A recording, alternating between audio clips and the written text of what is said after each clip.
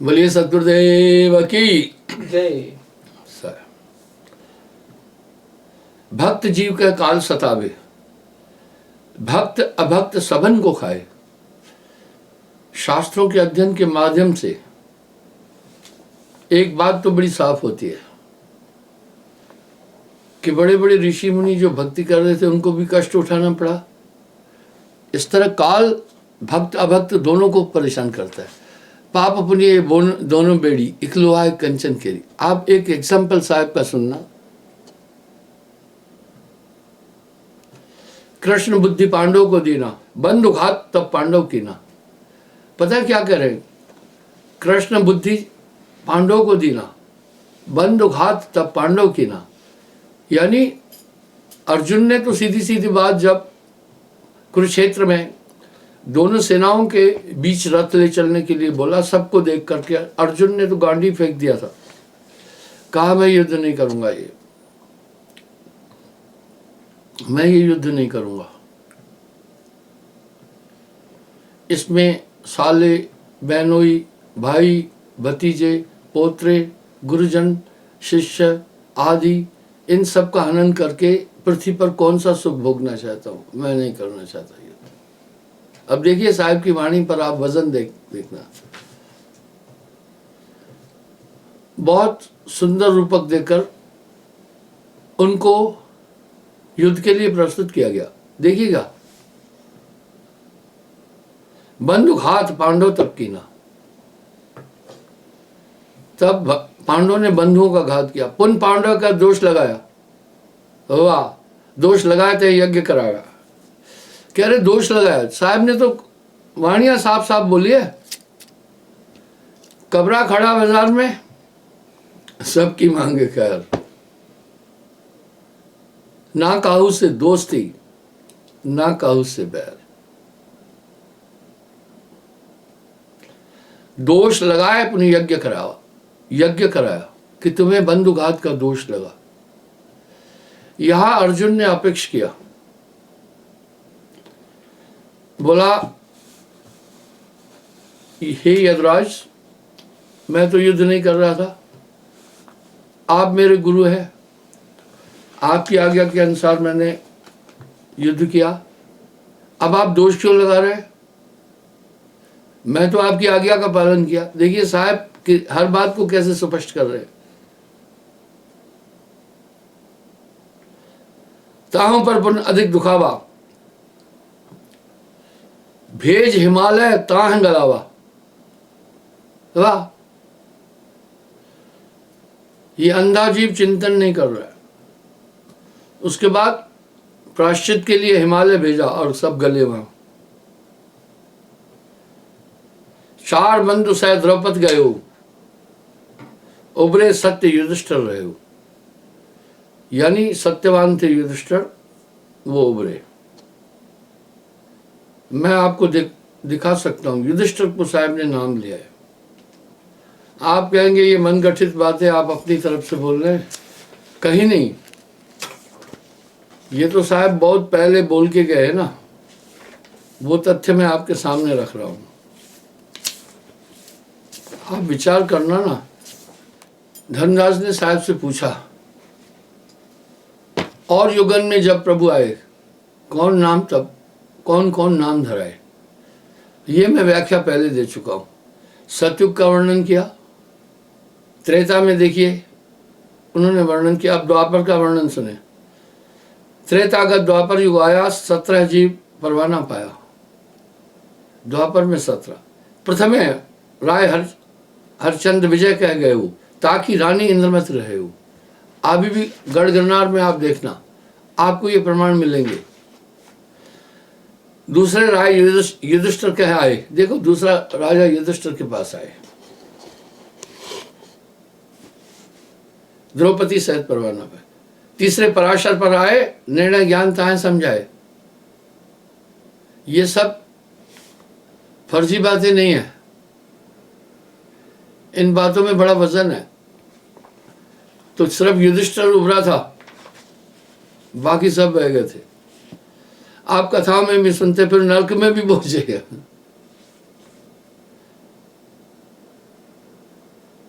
अर्जुन संप्रे और न जाना ताकर यह अस्कीन अपमाना। अब यहां साहब कह रहे अर्जुन से प्रिय सखा ही नहीं था कोई। भक्त अभक्त और काल रूप तो निरंजन रूप तो दिखाया ही था ना वासुदेव कृष्ण ने।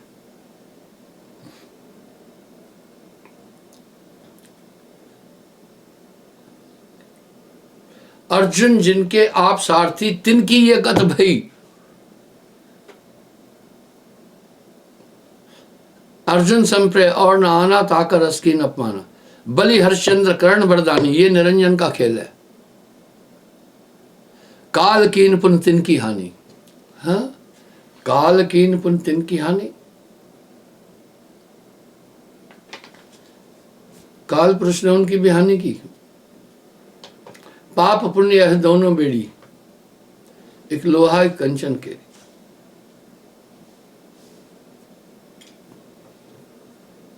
जीव अचेत आशा तह लावे, खसम विसार जार को धावे। सार और जार दो शब्द है। जार निरर्थक, यानी ये निरर्थक उपासनाओं की तरह लगा है, सार को छोड़ के। कला अनेक दिखावे काला, पीछे जीवन करे बेहाला। अनेक कलाएं दिखाने के बाद जीवों को बेहाल करता है। मुक्ति जान जीव आशा लाए, आशा बांध काल मुक जाए। आत्मा की बेहंगम चाल है, जहां आपका ध्यान होगा वहीं पहुंचेंगे आप। जाकी सूरत लाग रह जाए वहां, कहे कबीर पहुंचाऊं तहवा। सबके काल नचावे नाना, भक्त अभक्त कोई नहीं बाचा। जो रक्षक तह खोजत नाई, अनचीने यम के मुख जाई। एक बात साफ साफ साहब ने कही है, 10 अवतार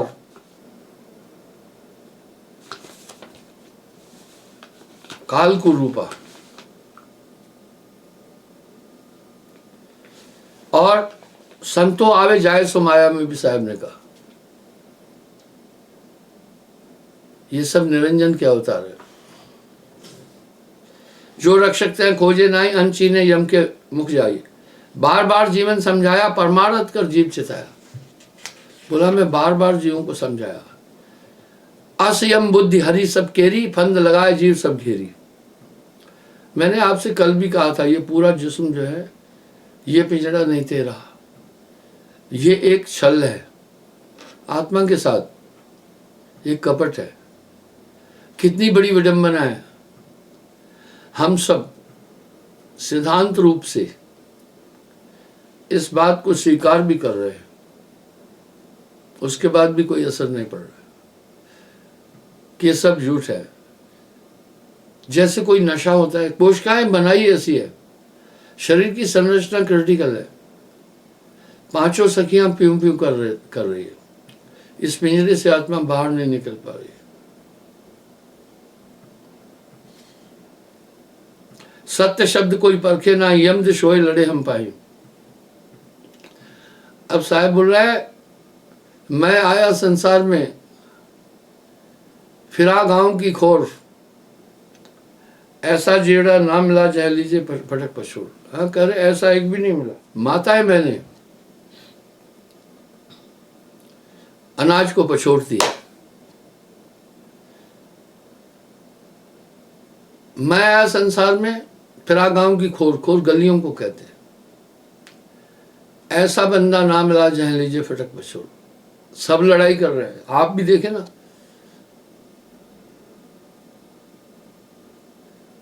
सत्य शब्द कोई परखे नहीं, यम दिश होए लड़े हम पाए। यानी मन के बस होकर मुझसे लड़ाई कर रहे हैं। जब लग पुरुष नाम नहीं भेटे, तब लग जन्म मरण नहीं मिटे।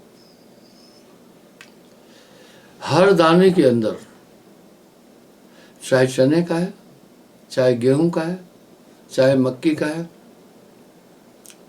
चाहे कोई भी है, उनके अंदर एक अंकुर है। आप देखते हैं जब हम चने को पीसते हैं बेसन बनता है तो उसमें नमी है, ये प्रकृति की एक देन है। नमी के कारण उसके अंदर का अंकुर जीवित रहता है। लेकिन अगर उस दाने को भून दिया, अंकुरित नहीं होगा, कभी नहीं हो सकता है। भूनने से उसकी नमी चली जाएगी। इसलिए किसान जो चतुर हैं, आगे आने वाले बीज को ठंडक में रखते हैं। भारतीय बीज निगम वाले भी ऐसा ही करते हैं। तो आगे कह रहे हैं,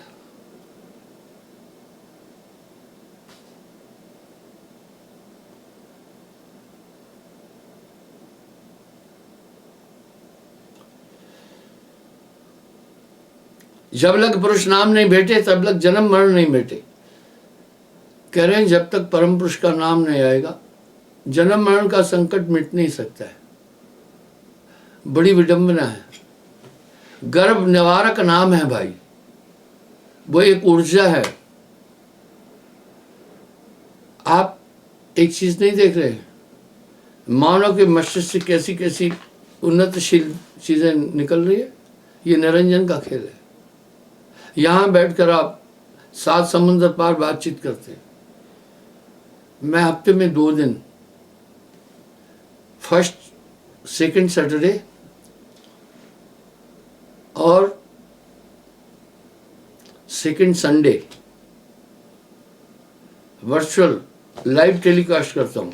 संडे के दिन Britain, Europe, Britain, America, Canada आदि देशों से लिंक रखता हूँ। और सेकंड सैटरडे के दिन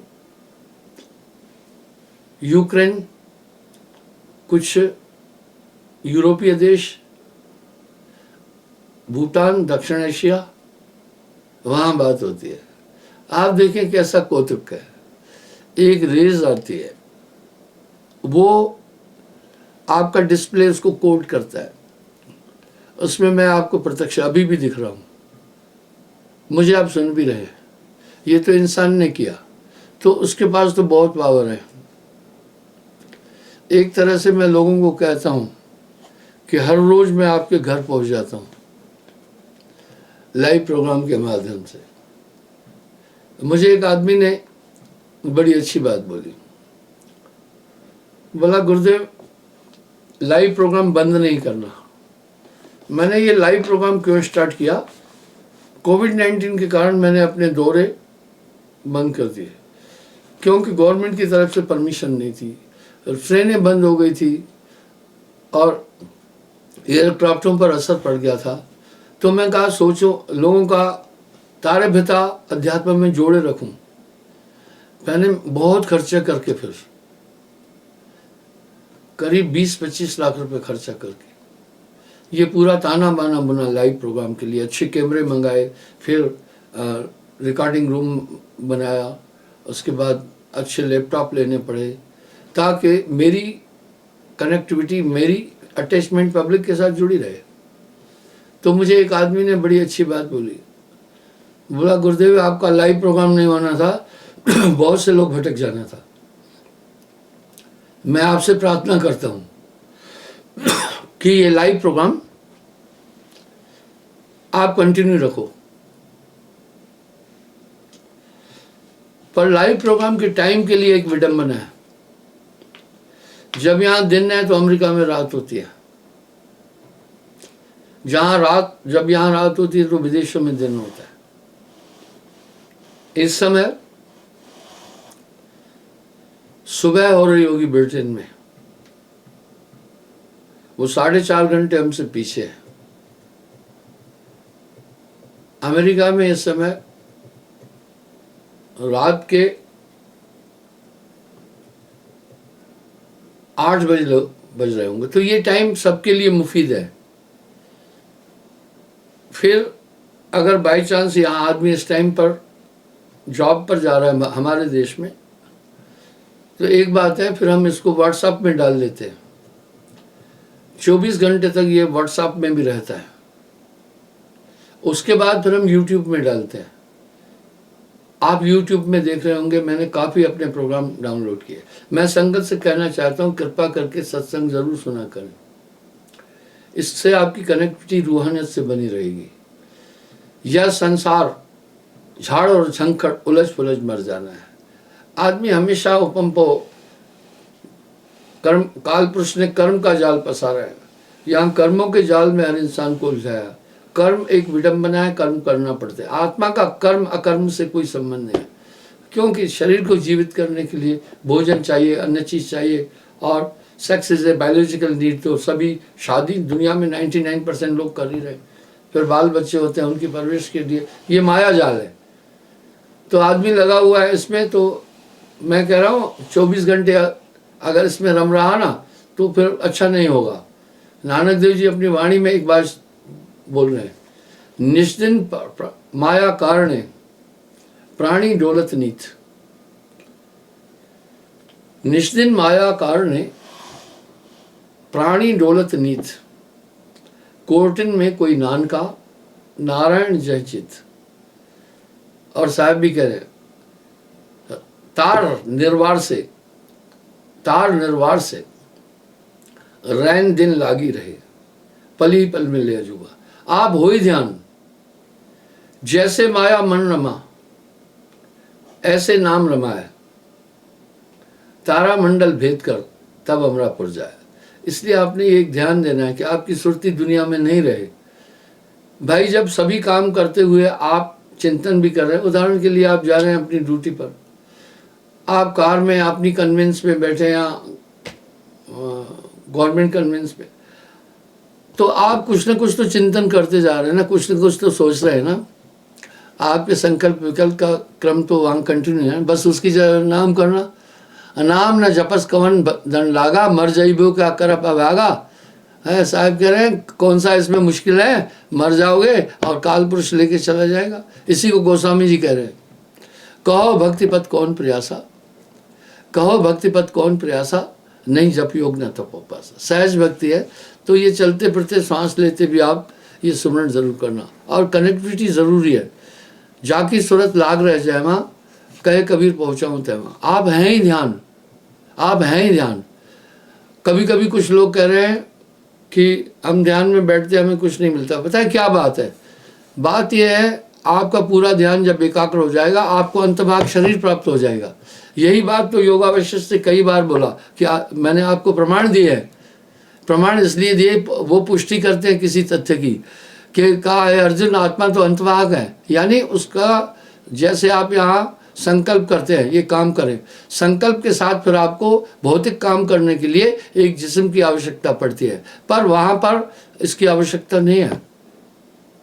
जैसे इच्छा किया वहाँ पहुँच जाता है, अंतभाग शरीर प्राप्त हो जाता है। तो आप जब पूरे एकाग्र हो जाएंगे तब वो शरीर प्राप्त हो जाता है। भाई दूध में घी है ऐसे नहीं मिलता है। जैसे दूध दधि माखन, बिन मथे घी भेद न घी का, बिना मथे घी का भेद नहीं मिलता है। बस ये सुमरण क्या है, ये मन माया में और मन के अंदर मंथा नहीं चलानी है, मंथा नहीं चलाकर उसके अंदर सूरत को बाहर करना है।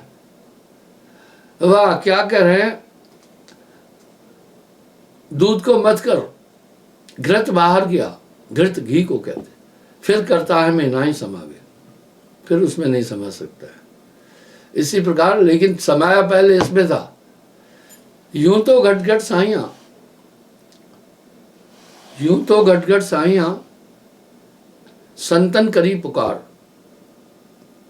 बलिहारिता घट की जागट प्रकट होए।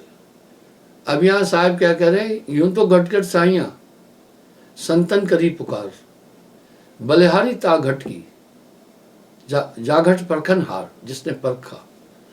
इस तरह से आप इस सुरती को दुनिया में नहीं घुमाओ। जितनी आपकी सुरती दुनिया में घूमेगी कुंद हो जाएगी। आप बच्चों को कहते हैं बुरी संगत में नहीं जाओ, क्योंकि उसका एक प्रभाव आप पर पड़ेगा। इस तरह जितनी आप इच्छाएं करेंगे, संकल्प करेंगे, उतने आप उलझते जाएंगे, आपकी सुरती मैली हो जाएगी। चिंता तो सतनाम की, चिंता तो सतनाम की, और न चितवह दास, जो कछु चितवे नाम बिन वही काल की फांस। नाम के अलावा आपका जितना भी चिंतन है वो सब माया है। चिंता तो सतनाम की और न चितवे दास। तो इसलिए भैया खावता पीवता जागता सोवता कहे कबीर सो रहे माही, ऑटोमेटिक फिर हो जाएगा। मेरा तो ये मानना है कि आंख न मूंदे कान न रूंदे तनिक कष्ट नहीं लावे। अगर आप पूरे एकाग्र है ना, फिर नाम कुमारी नान का चढ़ी रहे दिन रात, फिर हैबिट बन जाती है। उस सुमरन का हैंगओवर आप पर रहेगा।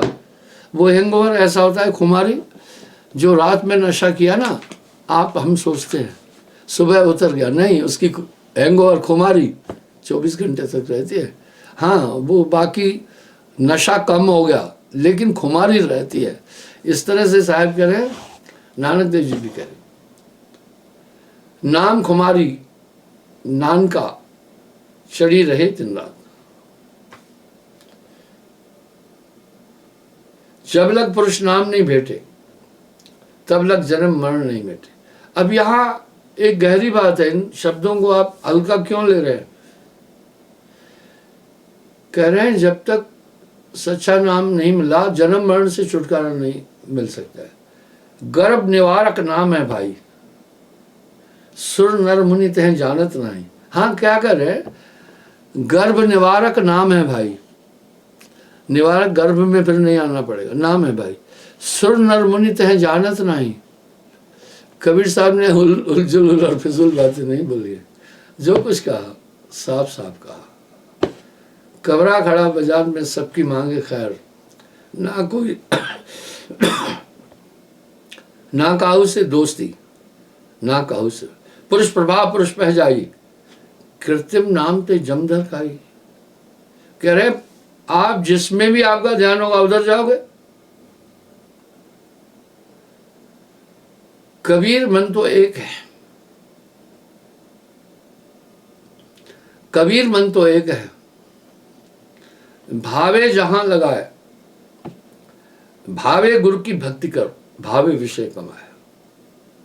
एक ही आप, जहां आपकी सूरत होगी आप वहीं हैं। मन माया में फंद रहो, बिसरो नाम गोविंद, कह नानक प्रभु भज मना, ना अंत पड़े यम फंद।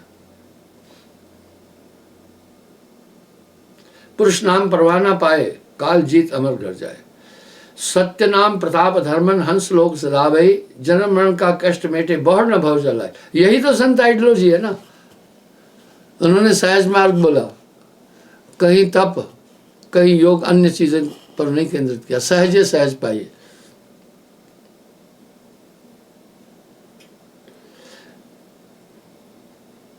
जन्म मरण का कष्ट मेटे बहुर न भव जल आवे। जन्म मरण का दुख मिट जाता है, बहुर न भव जल आई, दोबारा संसार में नहीं आता है। एक चीज है, आप देखिए, मुझे एक चीज याद आ गई। ये मनुष्य की एक वृत्ति है, चाहे 100 साल का बूढ़ा है, अपने को सुंदर बनाकर रख सकता है, रखना चाहता है, पर ये माटी का घड़ा है शरीर। मैं देखता हूं आजकल एक बहुत अजीब ट्रेंड चल रहा है। जो युवा वर्ग है वो बैलेंस है। ज्यादा कौन भटक रहा है, चाहे मेल है या फीमेल, आप देखना,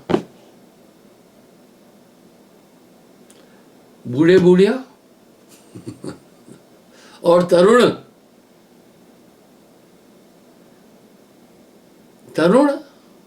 तरुणावस्था बिलो 18, वो ज्यादा भटक रहे हैं। मेरे पास एक कपल है, जोड़ा है, दुखी था, बहुत दुखी थे। कितना दुखी थे, बच्ची ने हैंग किया, फांसी लगाकर मर गई। अब फिर वो लड़की 13-14 साल की, आप सोचना थोड़ा सा, मुझे आकर प्रार्थना की, बोला गुरुजी ये एक शराबी आवारा लड़के की जाल में फंसी है, हमें कह रही है मैं उधर ही चली जाऊं। आप सोचें, माता पिता ने बालक को जन्म दिया, अटैचमेंट होगी नहीं होगी भैया, है ना? वो उसका कल्याण ही तो चाहेंगे ना। उस लड़की ने जिद पकड़ा। अब 13-14 साल की लड़की है, आप ये क्या बात हो रही है?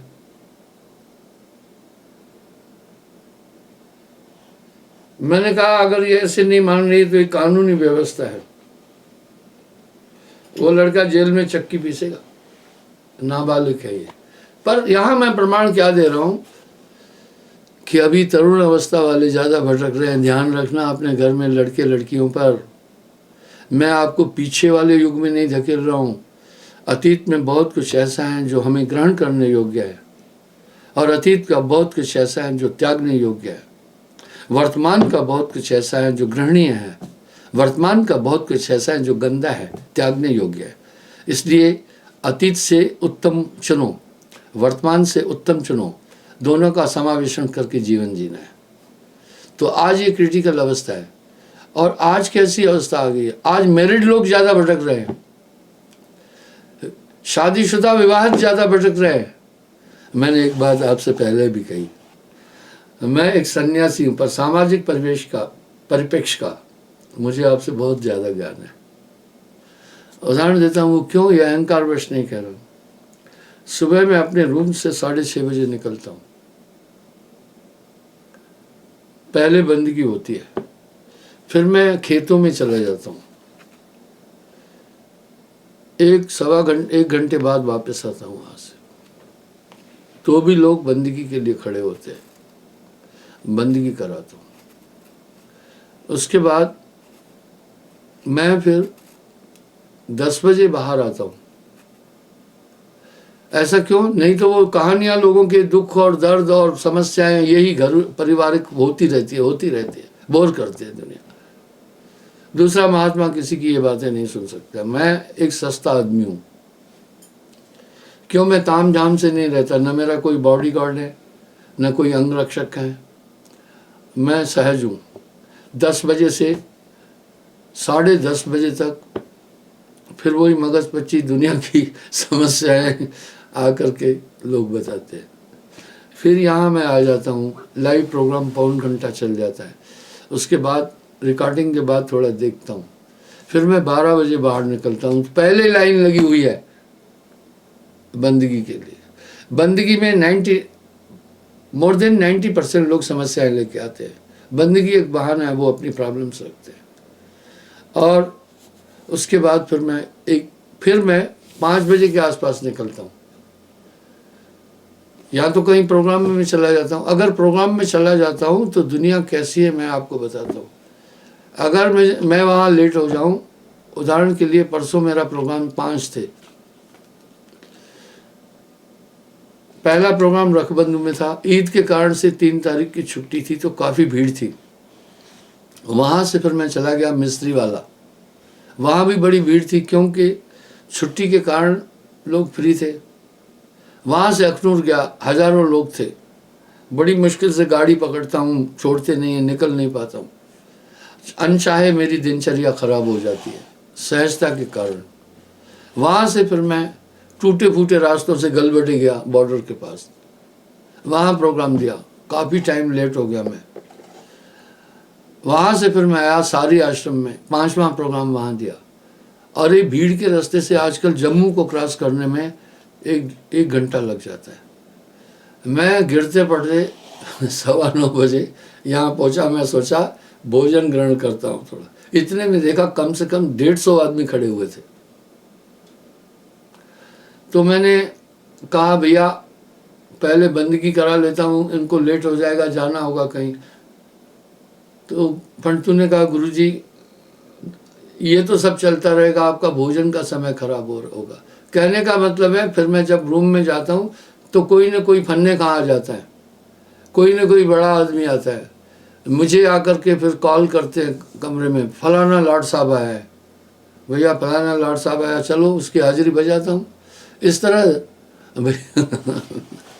और होता क्या है मामला, मैक्सिमम संसार की समस्याएं लेके आता। वाह, दिल का मरहमी कोई न मिलिया, जो मिलिया वो गर्जी।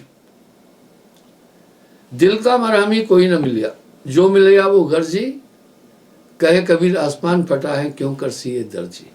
अब मैं इस रिकॉर्डिंग रूप से 11:15 11:30 के आसपास निकलता हूँ। निकलते ही फिर मुझे उन्हीं समस्याओं को सुनना होता है। तो इसमें अधिकतर कौन सी समस्याएं आती है वो मैं बताता हूँ, आप कोर्टों में भी जाना। पहली समस्या ये आती है वैवाहिक और पारिवारिक झगड़ों की। लड़की भग गई, लड़का भग गया, नहीं मान रही है, फलाना है, ढिकाना है। वाह, हम विदेशों की नकल करते हैं, बहुत नकल करते हैं। विदेशों से अच्छी चीज ली जानी चाहिए, लेकिन इस नकल में हमें सावधान होना होगा। यूरोपियन देशों में डेंसिटी ऑफ पॉपुलेशन और जनसंख्या बहुत कम है, इसलिए वो मेंटेनेंस कर लेते हैं। क्या जर्मन की जनसंख्या है, क्या इटली की जनसंख्या है, क्या ऑस्ट्रिया की जनसंख्या है, क्या फ्रांस की जनसंख्या है। पूरे यूरोप के 39 देशों को जोड़ दो और ग्रेट ब्रिटेन के देशों को जोड़ो और अमेरिका के कुछ देशों को जोड़ने के बाद भी भारत की जनसंख्या का मुकाबला नहीं हो सकता है, मुकाबला नहीं हो सकता है। इसलिए जो वहां इंप्लीमेंट किया जा रहा है यहां चलाना मुश्किल है। जिसके घर में 1-2 बच्चे हैं उनकी परवरिश उनके लिए मुश्किल नहीं है, लेकिन 4-5-6 बच्चे हैं तो आप देखें,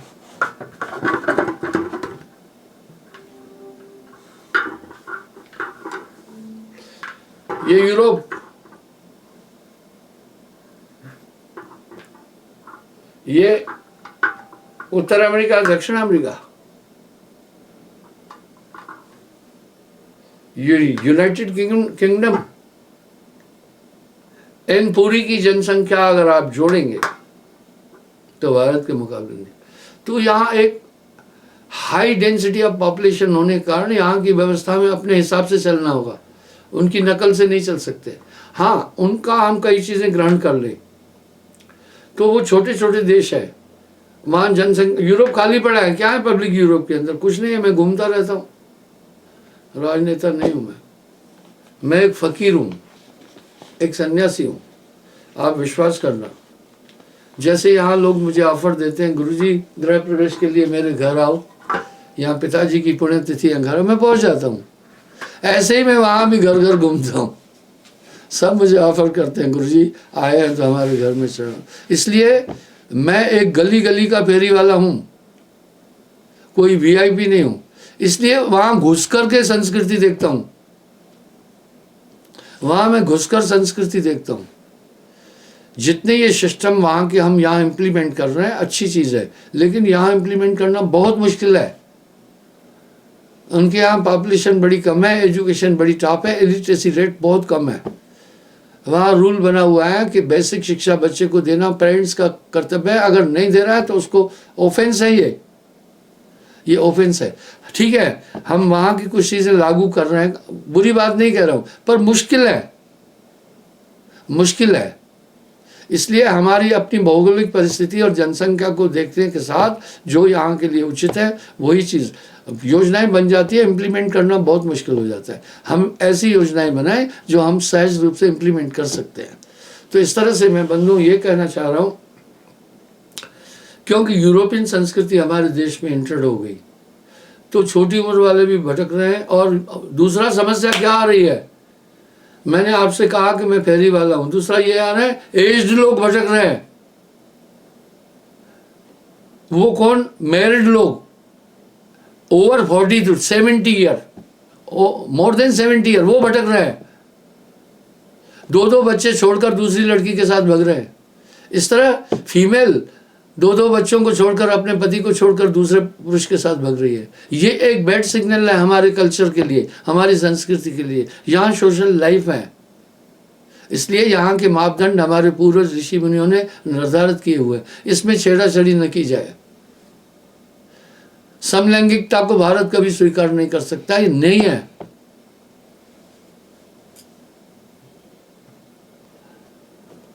लिविंग इन रिलेशन, ये हमारी संस्कृति के खिलाफ है। हो सकता है मेरा विरोध करेंगे लोग जो मैं ये बातें बोल रहा हूँ। ये सब चीजें कल्चर को खत्म कर रही है, हमारी संस्कृति को खत्म कर रही है, जबकि विश्व की सबसे महान संस्कृति भारत की है। और जो पारिवारिक जीवन है हमारा वर्ल्ड में एक प्रमाण है। कहीं आप विदेशों में जाएं, बाप को पता है, बाप का पता ही नहीं है। लड़की बेचारी बॉयफ्रेंड बनाती है, उसके बाद फिर क्या हो जाता है, मैंने आप वो जब कंसीव कर लेती है वो लड़का भग जाता है, कहता है कौन झंझट में है। मैंने आपको एग्जाम्पल दिया था यूक्रेन का। एक 60 ईयर ओल्ड लेडी मुझे कह रही, ब्लेस मी फॉर ग्रैंडसन, भाई मुझे पोतरू के लिए आशीर्वाद दो। मैंने उसको कहा भाई पोतरू तो तब होगा बेटा जब बच्चे को जन्म देगा। मैंने पूछा तुम्हारे बेटे की उम्र कितनी है? बोला 9 सन। मैं बोला योर एज? बोला 60। After 60 there is no chance of the conceive, you don't know. क्योंकि 60 के बाद तो कंसीव का चांस नहीं। लेकिन वो मुझसे कैसा आशीर्वाद मांग रही है आप सोचो। पहले बेटा हो मेरा, फिर बेटे की शादी हो और ग्रैंडसन मिले। मैं बोला आप लाइफ पार्टनर नहीं मिला? बोला 5 बॉयफ्रेंड हुए, सब भग जाते। तो भैया वो कल्चर वहाँ किसी को न खानदान का पता है, न किसी का पता है, सोशल लाइफ है ही नहीं है। लड़की बेचारी कंसीव करती है तो बच्चे को माँ के पास छोड़ जाती है, नानी पालती है बच्चा, और वो दूसरा बॉयफ्रेंड ढूंढती है। ये लाइफ है क्या? यहाँ कुटुंबम एक लाइफ है हमारी। तो आइए मैं क्या कह रहा हूँ, इस तरह से मनुष्य बाहरी चीज़ों में बहुत भटक रहा है। इसका विवरण दूंगा तो आप चौंक जाएंगे। इसका विवरण अगर मैं दूंगा तो आप चौंक जाएंगे। कई ऐसी चीज़ें विदेशों की अच्छी है, आप अपनाओ ना, आप अपनाइए, बड़ी अच्छी बात है। लेकिन कई ऐसी वहाँ की चीज़ें जो आप इम्प्लीमेंट नहीं कर सकते हैं, आज आप उनको इम्प्लीमेंट नहीं कर सकते। आपको इन चीज़ों पर ध्यान देना है। हमारे यहाँ करप्शन रेट ज़्यादा है, इसको तो स्वीकार करना है ना। आप सोचेंगे करप्शन कंट्रोल हुआ, नथिंग एट ऑल, बिल्कुल भी नहीं। मेरे पास एक लड़का आया, बोला क्योंकि मैं तो प्रैक्टिकल चीज़ें देख रहा हूँ ना, करप्शन कंट्रोल नहीं है, मुश्किल है। बोला मेरा पिताजी चला गया, भाई कह रहा है जमीन बांटो भाई, वो बेचना चाहता है, उसका हक है। बोला मैं जब गया रेवेन्यू डिपार्टमेंट में तो वो मुझसे 50,000 रुपये घूस मांग रहे थे। आपको याद है मैंने एक शब्द कहा था, राम जी भी अगर आज आकर के भारत पर शासन करेगा परेशान हो जाएगा। परेशान तो वो उस समय भी हुए थे। तो इन सब चीज़ों को हमने एक योजना से चलना होगा। आइए मैं वापस अपने पॉइंट पर आता हूँ। इस तरह से पाप पुण्य में ये उलझाता है मन, और दिन रात मनुष्य इन्हीं में उलझा हुआ है। ओवरऑल मैं ये कहना चाहता हूँ, रात के 10 बजे तक लोग मेरा मत्था चाटते हैं और भक्ति भाव कम लोग पूछते हैं, प्रॉब्लम्स लेने वाले ज़्यादा। ऐसा नहीं है कि भक्ति भाव नहीं है मेरे लोगों में, बहुत अच्छे हैं, वो भक्ति कर रहे हैं, अपना सुमरन भी कर रहे हैं। लेकिन जो मुझसे यहाँ मिलने आ रहे हैं बड़े प्रोग्राम के अलावा एवरीडे, वो एक प्रॉब्लम और समस्याएं लेकर आते हैं, मुझे अनचाहे सुनना पड़ती है। वो मुझे कहते हैं गुरुजी हमने आपके कारण से सब चीज़ें छोड़ी, कर्मकांड छोड़ा, सब चीज़ छोड़ा, एक ब्लैकमेलिंग है, इसलिए हमारी मुसीबत का निवारण करो। मैं उनको एग्जाम्पल देता हूँ, भाई देखो गरीब की बीवी सबकी भाभी, अमीर की बीवी सबकी दीदी। मैं कह रहा बड़े बड़े पंथों के जो गुरुआ लोग हैं वो भी तो दीक्षा दी है, उनसे कोई मिल सकता है क्या? कभी नहीं मिल सकता। एक पंथ के बड़े गुरु को जब वो पब्लिक के बीच से गाड़ी में जा रहा था, एक बेचारी माता ने अपनी समस्या, क्योंकि लोग नहीं मिलने देते हैं, मेरे पास तो लोग ही नहीं है, कोई भी मुंह के पास तक आ जाता है, एक चिट्ठी लिख करके फेंकी थी कार में। सर पत्थर नहीं फेंका था, उसको मार मार कर उसका बुरा हाल कर दिया गया था। ठीक है, आज ये स्थिति है। मैं बहुत सस्ता आदमी हूँ, सड़क छाप आदमी हूँ, न घर, दुनिया में हम सबसे अच्छे, न घर न द्वार न बीबी न बच्चे। मैं घर घर जाता हूँ तो सबको पहचानता हूँ। तो सब सोचते हैं कि गुरुजी से निजी हमारा परिचय है। तो अधिकार से आकर बात कर, तो मैं ये सुनता रहता हूँ। तो आप सावधान बचें थोड़ा इन चीज़ों से, अपना ध्यान दुनिया में ज़्यादा नहीं घुमाएं, संतान कम उत्पन्न करें, क्योंकि ये मेरा अनुभव है, जिस घर में ज़्यादा बच्चे हैं कभी शांति नहीं हो सकती। इसलिए ये मुहावरा बहुत अच्छा है, 2 में शांति, 3 में क्रांति, एक कंपटीशन आ जाता है। तो बंधुओं, ये आप अपना ध्यान कितना दुनिया में ले जा रहे हैं, आप खुद तो फंस रहे हैं। कहत कबीर नलनी के सुगना तो है क्या कहें पकड़ो, उतना कमाओ जितना जीवन के लिए जरूरी है। कोड़ी कोड़ी जोड़कर कीने लक्ष्य करोड़, कोड़ी संग न जाते केता दाम बटोर।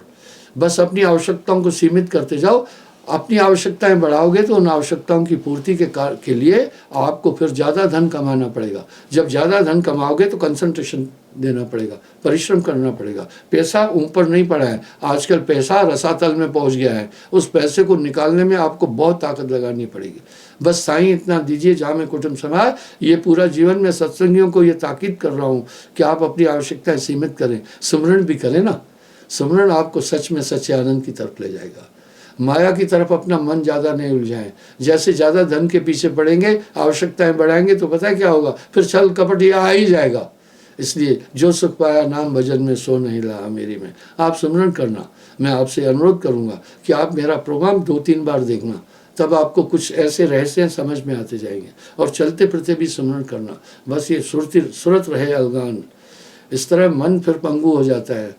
सूरत संभाले काजे तू ना भरम बोला, मन के कहने पर नहीं चलना है। जब आपकी सूरत जाग जाएगी, मन की ऑल एक्टिविटी आपको समझ में आएगी, नहीं तो ये आपको भटकाएगा। क्षमा चाहता हूँ, कल पुनः मैं हाजिर हो जाऊंगा साहिब।